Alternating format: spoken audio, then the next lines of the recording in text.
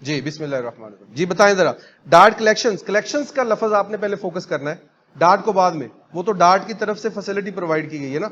यहां Python collections भी हो सकता है, जावा कलेक्शंस भी हो सकता है, ठीक है, उसको छोड़ दे, कलेक्शंस के ऊपर तवज्जो दे। कलेक्शन का मतलब क्या हुआ, यहां हमने डेटा कलेक्ट करके रखना है, ज्यादा डेटा रखना है, एक ही जगह पे उसको सिंगल नेम से उठाना है। जैसे आपने चाय वाला देखा होगा 6 कप लेके जाता है, वो उसने एक जाला सा बनाया होता है, हाँ, तो वो कलेक्शन जाल हुआ, जहां पे आप एक ही वक्त में एक से ज्यादा चीजें उठा सकते हैं। इंडियन मूवीज में देखा नहीं आपने, वो हमेशा चाय वाला जाता है, जहां भी सीक्रेट लीक होता है ना, वहां चाय वाला जाता है, उसके पास कलेक्शन होती है, ठीक है जी। अब उस कलेक्शन की कैटेगरीज है, लिस्ट है, सेट है, मैप है। अब इसमें डार्ट ने थोड़ा सा एडवांस काम किया। अगर हम C++ की बात करें तो वहां पे हमारे पास क्या कलेक्शन थी, उसमें हम कलेक्शन रखते थे, वैल्यूज की कलेक्शन, उसको एक ही नाम से यूज करते थे, उसको एलिमेंट्स कंसिडर कर लेते थे, ठीक हो गया। अब यहां पे लिस्ट आ गई उसका अल्टरनेट, इसको हम रन करके भी देखेंगे, इसका काम करके भी देखेंगे, लेकिन उससे पहले आपको अपना प्रोजेक्ट रेडी करना होगा कि हमने डार्ट का प्रोजेक्ट चलाना कैसे है। तो आपने सबसे पहले क्या करना है, मैं आपके सामने बना देता हूं ताकि आपको प्रोजेक्ट बनाना पहले आ जाए। ये मैं जो प्रैक्टिस करूंगा इसका कोड आपको मिल जाएगा, गिटहब का लिंक आपको मिल जाएगा, उसके ऊपर सारा कोड पड़ा होगा। ये न्यू फ्लटर प्रोजेक्ट पे क्लिक करेंगे आप एंड्रॉयड स्टूडियो के अंदर ही, तो यहां पे फ्लटर सेलेक्ट नहीं करना, आपने डार्ट सेलेक्ट करना है। अभी हम फ्लटर का काम नहीं कर रहे, 2 लेक्चर हमने डार्ट के ऊपर काम करना है। तो यहां पे आपने एज इट इज इसको रहने देना है, यहां डार्ट एसडीके मांगेगा आपसे, मेरे पास सिलेक्टेड है, हो सकता है आपके पास सिलेक्टेड ना आए, तो आपने यहां से इसको,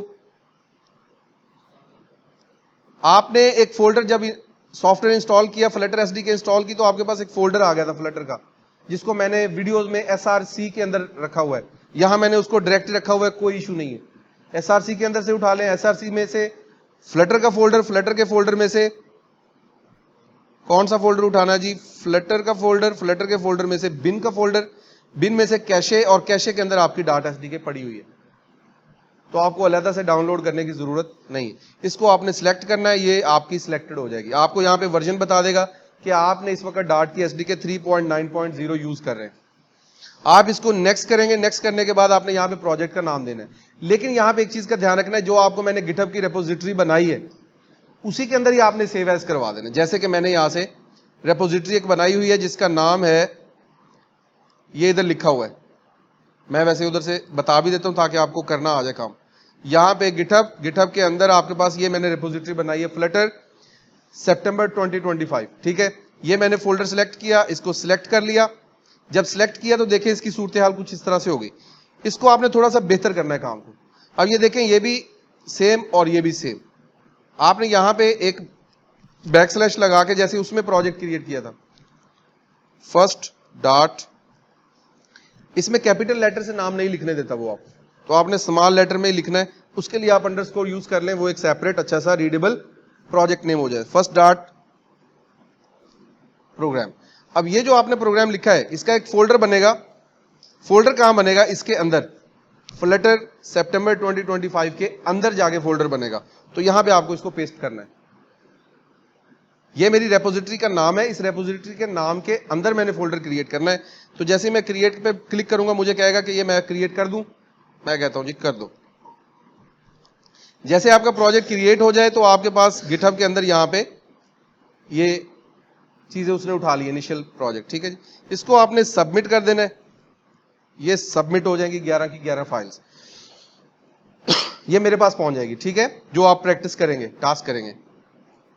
अब इस टास्क को हम यहां से, ये यूआरएल मैं आपको शेयर कर दूंगा, इसके ऊपर आपको यहां पे उस नाम से एक फोल्डर नजर आएगा जो भी हमने टास्क के लिए फोल्डर बनाया है।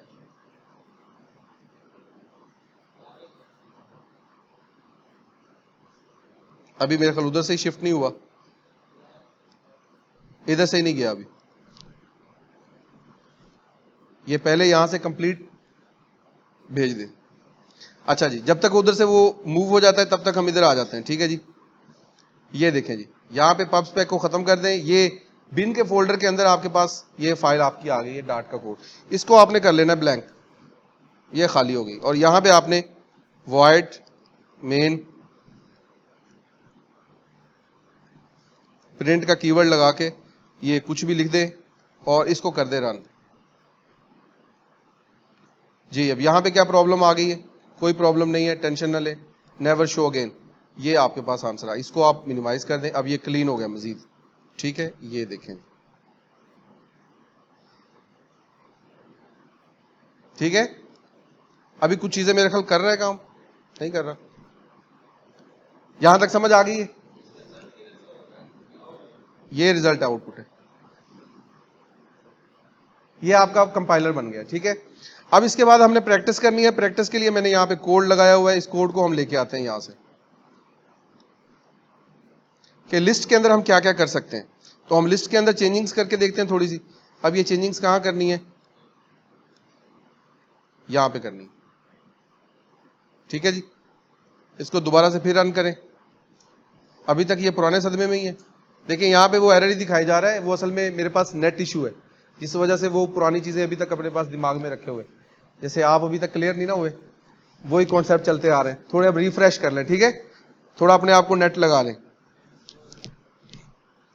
अच्छा, अब यहाँ पे जो है कलेक्शन के अंदर आ जाए जरा। कलेक्शन में सबसे पहले लिस्ट है। लिस्ट में क्या काम कर सकते हैं हम और क्या हो सकता है जी? देखिए, लिस्ट के अंदर जो है वो आप मल्टीपल आइटम्स वैल्यू स्टोर करवा रहे हैं। आपने एप्पल, बनाना, मैंगो ये सेव करवाया हुआ है। ठीक है, अब क्या मैं इसमें इंटीजर सेव कर सकता हूं? मैंने तो कलेक्शन कहा है, तो क्या कर सकता हूं? नहीं, क्योंकि मैंने इसे स्ट्रिक्ट कर दिया है। अगर मैं करना चाहता तो मैं इसमें, ठीक है, अब इसको हम दोबारा से ये, बल्कि अब मैं पूरी लिस्ट को अगर डिस्प्ले करवाना चाहता हूं तो मुझे यहां से रिस्ट्रिक्ट नहीं करना इसे, मुझे इसको कोई इंडेक्स प्रोवाइड नहीं करना। मैंने कहना जी पूरी की पूरी लिस्ट डिस्प्ले करो। ठीक हो गया। अब इसके बाद, अब फॉर एग्जांपल मैं चाहता हूं कि इसमें इंटीजर कोई एंटर ना करे गलती से, तो मैं इसको रिस्ट्रिक्ट कर दूंगा किसके साथ? एंगल ब्रैकेट्स के साथ। ठीक है, क्या कर दिया मैंने? इसे स्ट्रिक्ट कर। जैसे स्ट्रिक्ट करूंगा तो यहां एरर दे दिया उसने। तो लिस्ट की कहानी समझ आ गई। अब इस लिस्ट के अंदर आप कुछ चीजें सेव करवाना चाहते हैं, जैसे कि यहां पे इसका लिस्ट का नाम क्या है, तो आप इसके अंदर मल्टीपल काम कर सकते हैं। डॉट ऑपरेटर लगाए और इसमें आप आजा भाई, ये देखें आपके पास मल्टीपल मेथड्स जो है वो आ गए। ऐड कर सकते हैं वैल्यू। ऐड के आगे देखें क्या लिखा हुआ है, कोई भी वैल्यू स्ट्रिंग फॉर्म में आप ऐड करेंगे। ठीक है, अब ये देखें उसने खुद ही उठा लिया काम। अगर मैं वहां पे इंटीजर करता तो यहां पे लिखा हुआ आता इंट वैल्यू, अगर मैं वहां पे बूल लिखता तो यहां बूल आता, लिस्ट लिखता तो कोई भी आती वैल्यू। सही है, ये इसकी वजह से यहां पे वो स्ट्रिंग शो करवा रहा है। ये आप तजर्बात इसके साथ करके देखेंगे तो ये याद करने वाली चीज नहीं है, बस हो गई याद। ये प्रैक्टिस करने वाली चीज है, इसको जस्ट वन टाइम आपने प्रैक्टिस करना है और ये आपको नहीं भूलेगी लाइफ टाइम। ये लिस्ट है, यानी लिस्ट में मल्टीपल वैल्यूज भी सेव हो सकती हैं, सिंगल टाइप की भी सेव हो सकती हैं, सारी फीचर इकट्ठी करके आपको उसने एक ही फॉर्मेट में दे दी, इसलिए एरे को साइड पे रख दिया। अब इसमें देखें यहां पे जो लिस्ट है उसके लिए स्क्वायर ब्रैकेट यूज हो रही है। ठीक है, अब यहां पे नोट्स अगर हम निकालें तो नोट्स में जरा देखें लिखा हुआ है ऑर्डर कलेक्शन। ऑर्डर फॉर्म में आप रखना चाहते हैं। अगर आप अनऑर्डर फॉर्म में रखना चाहते हैं तो आपके पास सेट है। सेट कहीं कहीं यूज में आपको मिलेगा, सेट आपको कहीं कहीं यूज में मिलेगा, ज्यादातर हम लिस्ट ही यूज करेंगे। ठीक है, जैसे कि अगर मैं सेट को ले भी जाऊं तो यहां पे सिर्फ फर्क ये है कि ये क्या है, करली ब्रेसिस है। ठीक है, काम उसके वही है, जो लिस्ट के हैं वही काम इसके हैं, सेम टू सेम, सिर्फ अनऑर्डर और यूनिक वैल्यूज के लिए। डुप्लीकेशन नहीं आने देता ये, उसमें डुप्लीकेशन आप कर सकते हैं। सही है, क्लियर हो गया डिफरेंस? एक एक लाइन में लिखा हुआ है डिफरेंस बस। इसके बाद आ जाए मैप के अंदर। मैप में क्या चीज है? मैप एक सबसे एक स्ट्रॉन्गेस्ट कह लें कि कलेक्शन है, जो कि आपको पाइथन में डिक्शनरी और डार्ट में ये वाला काम, आपको आइडिया होना चाहिए कि जो थर्ड पार्टी डेटा आएगा आपके पास वो आप डार्ट में रिसीव किस में करेंगे? मैप के अंदर। थर्ड पार्टी डेटा मैप में आएगा। थर्ड पार्टी डेटा कौन सा होता है? थर्ड पार्टी डेटा यह है कि जो एपीआई से डेटा आपके पास आना है। लाइक आपने वेदर से डेटा, वेदर एपीआई से डेटा मंगवाया, न्यूज एपीआई से डेटा मंगवाया। अब यहां पे एपीआई का लफ्ज भी हमें सीखना पड़ेगा। एपीआई का मतलब कि किसी दूसरी एप्लीकेशन से डेटा आ रहा है, किसी दूसरे सॉफ्टवेयर से डेटा आ रहा है, वो डेटा आपने अपने सॉफ्टवेयर में रिसीव करना है। तो रिसीव करने के लिए आप फ्लटर की एप्लीकेशन बना रहे हैं, तो वहां पे आपको यूज करना पड़ेगा मैप। कहां से डेटा रिसीव कर रहे हैं आप? किसी दूसरी एप्लीकेशन, किसी दूसरे सॉफ्टवेयर, उसको हम कहते हैं एपीआई। एपीआई से डेटा लेंगे हम। एपीआई का काम हम करेंगे वेदर ऐप के अंदर जाके, ठीक है। उसके लिए मैप है। मैप में एक चीज देखें जरा खास है, इसकी आउटपुट भी साथ ही लिखी हुई है। तो यहां पे मैं इस चीज को कर देता हूं कमेंट। ये मैंने कमेंट कर दिया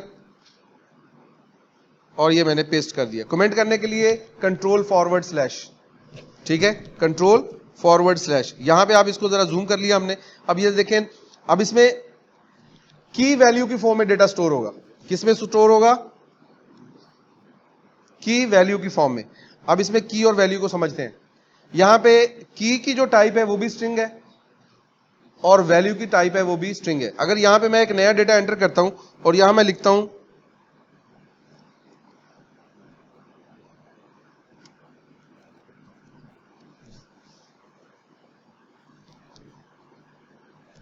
जी, मुझे क्या एरर आ रहा है? वो कह रहा है आपको अलाउ नहीं है। आपने खुद कहा है कि मैं जो की है वो स्ट्रिंग में रखूंगा और डेटा जो है वो स्ट्रिंग में रखूंगा। तो आपने यहां पे इंटीजर ऐड कर दिया है। अगर आप ऐसा करना चाहते हैं तो आपको क्या करना होगा? या इंट रखना होगा। अब उसने बाकी दोनों को एरर दे दिया। आप कहते नहीं यार मैं कोई भी रखूं, आपको इससे क्या लेना देना। ये फिर इसको हैंडल करना मुश्किल हो जाएगा। इसको हैंडल करना पॉसिबिलिटी सब सारी की सारी मौजूद है। आप कहते नहीं यार जो मैं इनपुट दूं ना वो मैं क्या करूं, वो मैं लिस्ट फॉर्म में लूंगा, इधर मैं इंट और उधर से, तो मैं ये दोनों फिर कमेंट कर दूंगा। डन हो गया। अब यहां पे मैंने क्या किया? स्ट्रिंग नहीं दे सकता यहां पे, अब ना मैं इंटीजर वैल्यू दे सकता हूं। मैं यहां पे लिस्ट प्रोवाइड करूंगा। तो लिस्ट मेरे पास एक बनी पड़ी थी, मैं इस लिस्ट को उठाता हूं, इससे पहले इनिशियलाइज कर देता हूं। अब इसका नाम मैं उठा के कहां लगा दूंगा? मजे हो गए। अब हम प्रिंट उस तरीके से कर रहे हैं। अब वन जो है, वन क्या चीज है? अब यहां पे हो सकता है एरर आ जाए हमें, ऐसे ही है, बल्कि हमने की लगाई हुई है इसलिए एरर नहीं आएगा, ठीक है। इंडेक्सिंग नहीं आएगी इसमें, की के साथ ही आप वैल्यू डिस्प्ले करवा सकते हैं। तो मैप के अंदर आप की के जरिए उन वैल्यूज को हैंडल कर सकते हैं। तो इस तरह बड़ा कॉम्प्लेक्स लेवल का डेटा जो है आपको नेस्टेड की जरूरत ही नहीं पड़ती। आप कॉम्प्लेक्स लेवल का डेटा मैप के साथ हैंडल कर सकते हैं। आगे मैप फर्दर, अगर मैप यूज करना तो फर्दर मैप भी, यानी आप कहते हैं जी फर्दर इसमें लिस्ट नहीं है बल्कि इसमें क्या है? मैप का डेटा आएगा। फर्दर इसमें एक और मैप का डेटा आएगा और इसकी जो की है वो भी मैप फॉर्म में होगी। तो आप जिस तरह से मर्जी, क्योंकि जब बड़ी एप्लीकेशंस होंगी तो मैप में आपको डेटा जो है वो मल्टीपल कॉलम्स, मल्टीपल रोज में आपके पास आना है। तो उसको हैंडल करने के लिए आप मैप का ही सहारा ले सकते हैं। कॉम्प्लेक्स लेवल मैप्स वो आपने थोड़ी बनाने हैं, लेकिन आपको ये तो पता हो कि उसकी की कहां लिखी हुई है, उसकी वैल्यू कहां लिखी हुई है, की टाइप कौन सी है, वैल्यू की टाइप कौन सी है। ये जो चीजें मैं आपको पढ़ा रहा हूं ये सारी की सारी हम अप्लाई करके देखेंगे। एक तो आज की एग्जांपल में, और एक जो हमने काउंटर ऐप, डिफॉल्ट ऐप देखी है, उसमें आपको दिखाऊंगा। ये देखें यहां मैप लगा हुआ है कॉम्प्लेक्स लेवल का, कैसे लगाया हुआ उसने। आप बताएंगे इसमें की कौन सी है, वैल्यू कौन सी है। तो हम अगली क्लास में काउंटर ऐप के कोड को एक्सप्लोर करेंगे, एक एक लाइन को, और उसका पर्पस देखेंगे कि क्या पर्पस है। ठीक हो गया। अब इसी के अंदर हमारा जो अगला टारगेट है वो यहां लिखा नहीं हुआ, इसको मैं जरा इस तरह कर देता हूं। ठीक हो गया जी। इस कोड को हम कर देते हैं, कमेंट कर दिया, सॉरी ये क्या हो गया, इसको साइन इन कैंसिल हो गया जी। अच्छा जी, यहां तक का काम हो गया है। ये एक लाइन रह गई है, इसको हमने कमेंट कर दिया। अब हमारे पास आ गया जी फंक्शन का काम, बस लास्ट टॉपिक है बस, और उसके बाद हमारा ये टॉपिक कंप्लीट हो जाएगा। अब इसमें फंक्शन का एक टॉपिक रह गया, फंक्शन हमें बनाने आने चाहिए। फंक्शन आप कैसे बनाते हैं, अभी तक कैसे बनाते रहे?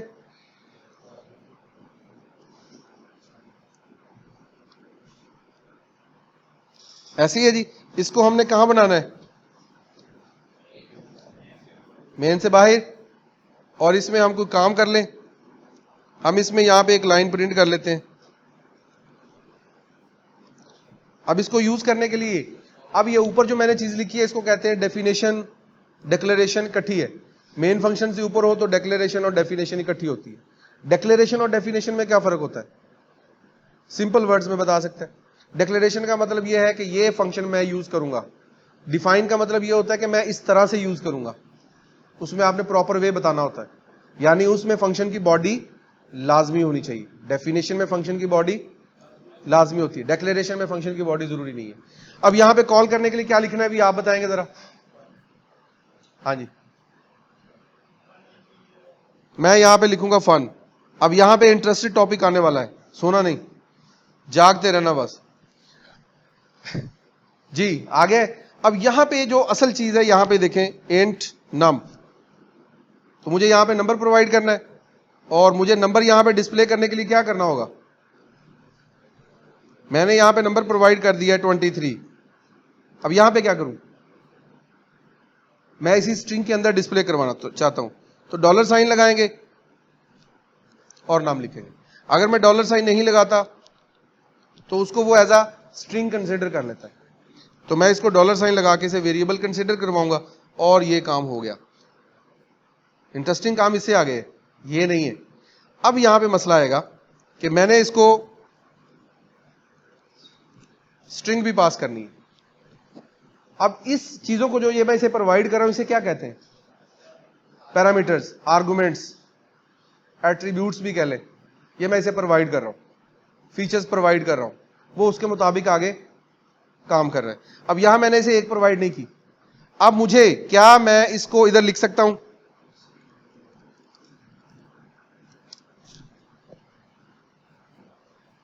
यानी तरतीब देना जरूरी है। ऐसे आर्गुमेंट्स को जिनको तरतीब देना जरूरी हो, जो हमने अभी तक पढ़े हैं, उनको क्या कहते हैं? Positional arguments.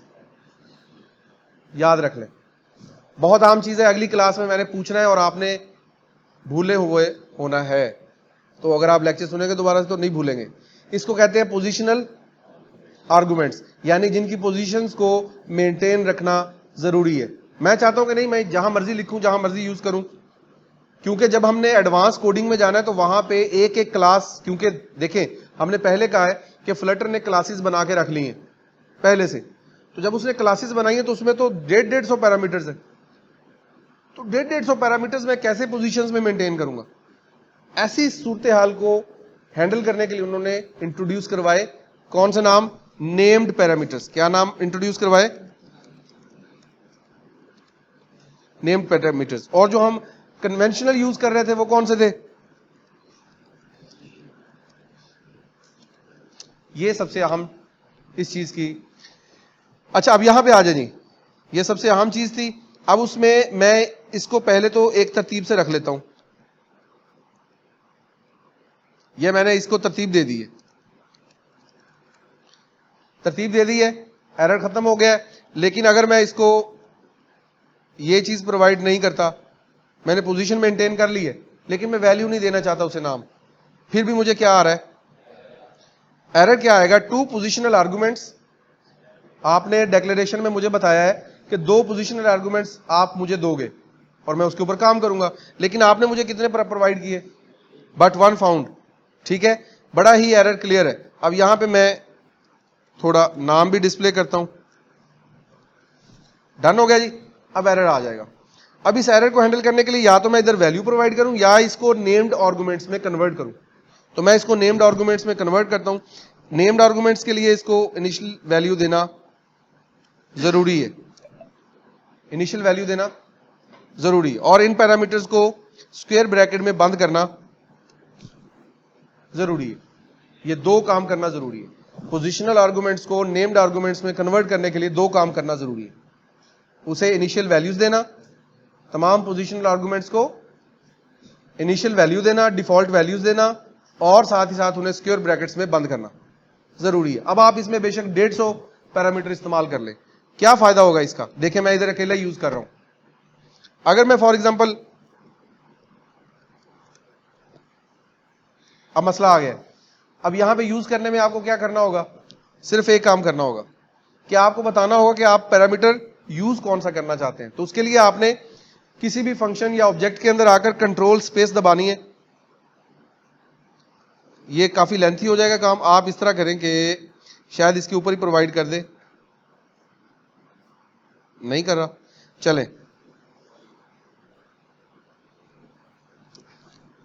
ये तो यूज ही नहीं कर रहा।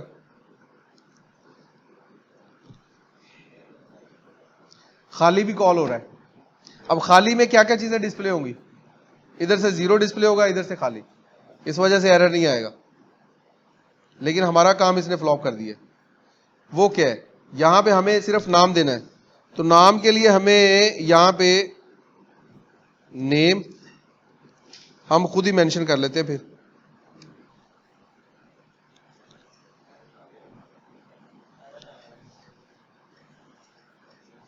अच्छा जी, वो कह रहा है जी नेम इज नॉट डिफाइंड। हाँ, वो कह रहा है जी क्या है जी, the name parameter is not defined, define ही नहीं किया हुआ आपने, हालांकि वैसे यूज हो रहा है। तो फिर इसका हल क्या है? इसका हल एक ही बचता है, फिर इसको कॉपी करें, या तो इधर इसने प्रोवाइड की हुई सहूलत जेमिनी की वो यूज कर लें, या फिर आराम से चुप करके चैट जीपीटी के पास जाए। हाँ जी, चले ग्रोक के पास चलते हैं, डिग्री होल्डर के पास चलते हैं कि हमने ऐसी क्या गलती कर दी है कि आप हमें रन नहीं करने दे रहे। ओके जी, वीडियो पॉज कर ले, वीडियो इधर पॉज कर लेते हैं। हमने एआई से भी कंफर्म कर लिया है। ओ, एक मसला आ गया है। मसला क्या था भला? हाँ, मैंने आपको लगवा दी है स्क्वायर ब्रैकेट, वहां क्या लगानी थी? करली ब्रेसेस। हमारी गलती पकड़ी गई है। तो यहां से हम वापस चलते हैं और अपनी गलती को सुधारते हैं।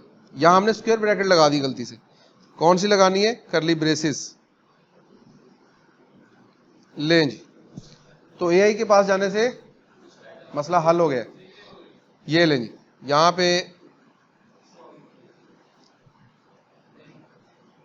ठीक है जी, जो हमने उसे नाम प्रोवाइड किया उसने वो लिख दिया। अच्छा, अब वो दूसरा मसला भी हल हो जाएगा, क्योंकि जो मैं सिखाना चाह रहा था कि यहाँ पे कंट्रोल स्पेस दबाएं तो आपके पास पैरामीटर्स की लिस्ट आ जाती है। तो आप जौन सा यूज करना चाहते हैं वो यूज करें और रन करें। अगर आप दोनों यूज करना चाहते हैं, कॉमा लगा के दूसरा भी यूज कर लें। कंट्रोल स्पेस, क्योंकि आपके पास क्लास में बहुत ज्यादा पैरामीटर्स होने हैं। वहां पे जो आप फ्लटर का ओरिजिनल कोड करेंगे, वहां पे जो भी उसकी बिल्ट इन क्लास यूज करेंगे, तो उसके अंदर लिस्ट ऑफ पैरामीटर्स हैं, नेम्ड पैरामीटर्स। तो वो आप कंट्रोल स्पेस से अपनी जरूरत वाला इस्तेमाल करेंगे। तो उसमें आपने आइडेंटिफाई क्या रखना है, यहां पे मैं आपको बता दूं कि आपको सिर्फ उन पैरामीटर्स के नाम डिस्प्ले करवाए जाएंगे। बस क्या डिस्प्ले करवाए जाएंगे? सिर्फ प्रॉपर्टीज के नेम, पैरामीटर्स के नेम, आर्गुमेंट्स के नेम, वैल्यू आपने खुद प्रोवाइड करनी है। और वहां पे जितने भी पैरामीटर्स के नेम होंगे वो स्मॉल लेटर्स के साथ ही होंगे, कैपिटल लेटर्स के साथ नहीं होंगे। तो आप अब फ्लटर कोड, पहला डिफॉल्ट कोड आइडेंटिफाई कर सकते हैं, आपको समझ आना शुरू हो जाएगी उसका फ्लटर कोड। ठीक है, तो ऊप के कॉन्सेप्ट जितने भी हैं हम सारे के सारे उधर से सीखेंगे, डार्ट के वो डिफॉल्ट कोड से, काउंटर ऐप से। तो यहां तक आपका कोई क्वेश्चन है, कोई परेशानी है तो आप पूछ सकते हैं। इसका एक कोड है जो कि आपने उसको सॉल्व भी करना है और सबमिट भी करवाना है। वो कौन सा है? वो मैं आपको प्रोवाइड कर देता हूं।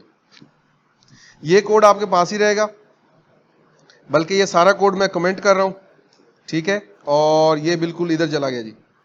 यहां पे आपने जो मैं ओरिजिनल कोड दूंगा आपने वो रन करना है, जिसमें सारी चीजें यूज की हुई हैं जी। इसमें कॉन्सेप्ट्स जी, यहां पे ये आ गया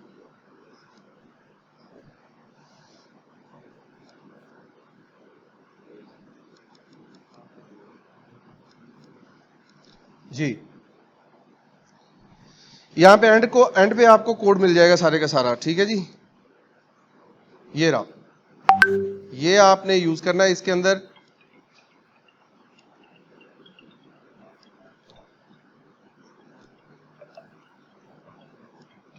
सारी चीजें एक साथ यूज करके आपको दिखाई गई हैं।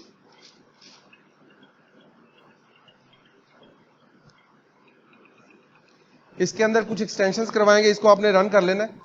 इसके अंदर मैं लैब के अंदर कुछ चीजें एक्सटेंड करवाऊंगा आपसे, ठीक है। मैं आपको हल्का सा ब्रीफ कर देता हूं इसको। ये देखें, वेरिएबल्स को अलग दिखाया गया है, कंट्रोल फ्लो अलग, कलेक्शंस को यूज करके अलग दिखाया गया है, और ये फंक्शंस आ गए आपके। अब इसमें एरो फंक्शन एक रह गया था, वो भी कवर कर ले हम यहाँ पे। एरो फंक्शन क्या होता है, ये वाला फंक्शन क्या है? जब आपने किसी फंक्शन से सिंपल एक एक्सप्रेशन रिटर्न करवाना हो, क्या रिटर्न करवाना हो? सिंपल एक एक्सप्रेशन, तो उसके लिए आप क्या यूज करते हैं? Arrow operator. यानी कि ये देखें, अगर इसी फंक्शन को मैं दूसरे तरीके से कन्वर्ट करूं तो कैसे करूंगा?